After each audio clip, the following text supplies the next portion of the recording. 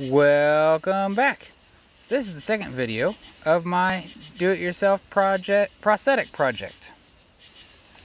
And once it's finished, there will be a companion instructables linked in the description. I suggest you go and watch from the beginning if you haven't already.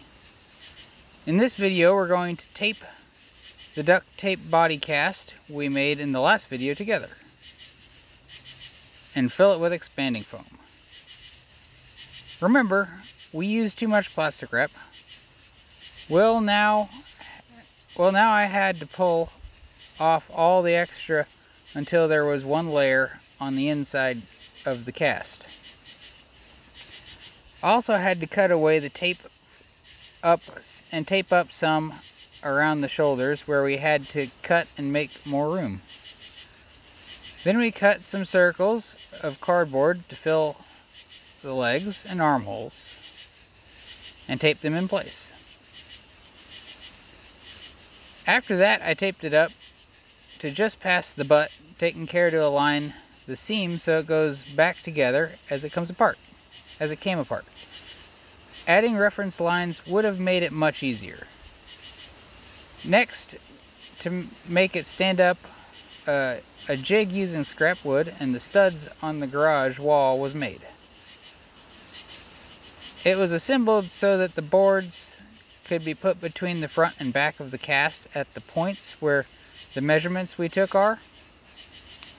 This is to help reduce the body form from becoming cylindrical when the spray foam expands in the cast.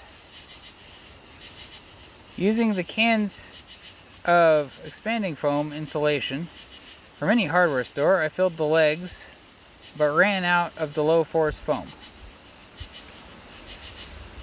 It took many days to cure, but be sure to only spray down a layer no more than about 10 centimeters thick at a time. Please like, share, subscribe, and comment. My dad brought home this cool application tool that made the project so much easier. He also reminded me to spray the top of the applied foam with a mist of water to accelerate curing. The low force foam didn't have enough force to inflate the bootylicious area to the front back dimension we measured. Not sure what, if anything, we'll do about that. Use the regular spray foam cans or a 2-part foam. When spraying, get in there good around the cast perimeter and be sure not to miss any areas. I probably should have put something in before spraying the foam to let it slide into a stand. We'll figure that out when I make the stand.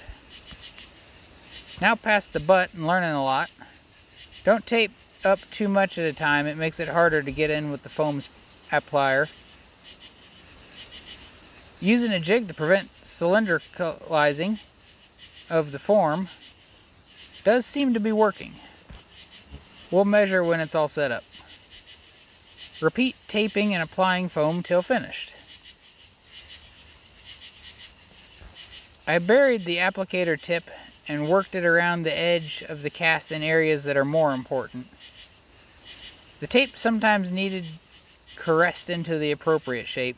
You might have observed me running my hand on my body, then the cast, checking the difference in shape and adjusting as best I could. On the very last spray, the applicator clogged badly and I had to take it all apart and clean it. I cut that out, but if you want to see it, leave a comment. Now we wait for it all to set up. In the next video, I'm going to see if the tape cast can be peeled off or has to stay on. If it has to stay, I'll build a stand from salvage pipe that's laying around. It takes 2 to 3 hours of prep, shooting, and editing for each minute that makes it to your screen. So, please like, subscribe, share, and comment. It really helps the channel grow. And check out the other disabled creators linked in the description.